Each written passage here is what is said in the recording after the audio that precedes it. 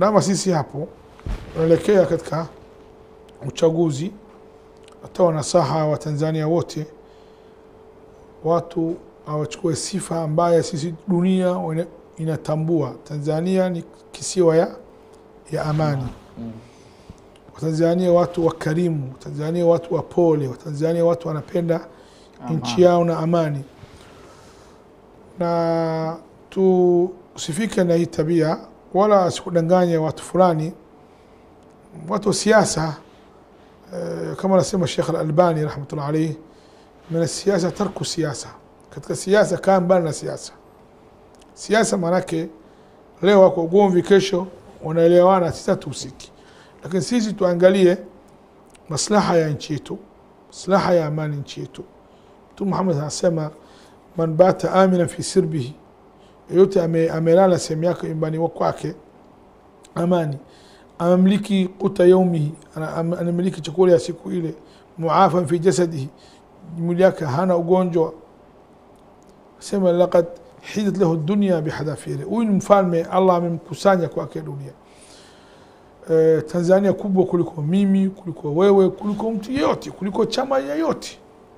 Kwa nasema mimi Fatma, mwanzishi wa nchi hii ushaondoka, ushaacha nchi imebaki. Naomba watu angalie maslaha ya nchi, asiangalie maslaha binafsi, maslaha wa chama, na usikilize watu ambaye hawapendi Tanzania iishi salama. Sisi Tanzania tunapendana pamoja, tofauti dini yetu, tofauti kabila yetu, tofauti mila yetu, tofauti lugha yetu. Tanzania tunaheshimiana, tunakaa naye pamoja. Hii ambaye dini Uislamu ameamrisha, ni hii ambaye tabia watu wa lazima hawana tabia hii. Watu wana hikma na akili timamu. Sasa wangu watu aulinde amani, asichochee ile kitu inaharibu amani. Nimeona watu wengine anakuambia kiongozi fulani afe, kifo amepanga Allah Subhanahu wa ta'ala, kila mmoja atakufa wakati Allah amepanga. Wewe huwezi kuua mtu yote, lakini mtu kusema hivi ni hii kitu hatari, manake anadhimiria mbaya. Na sisi nitakiwa tukae nyuma ya kiongozi wetu, tumtii, tuombee dua Allah apitie salama katika hii uchaguzi hii.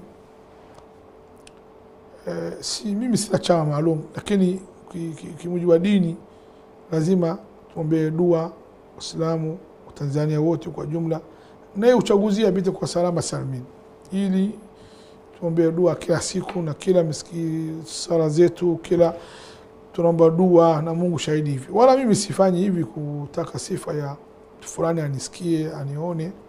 Watu wengine naona kama na kitu fulani, kama nataka watu fulani aone. Mimi sina tabia, na Mungu shahidi.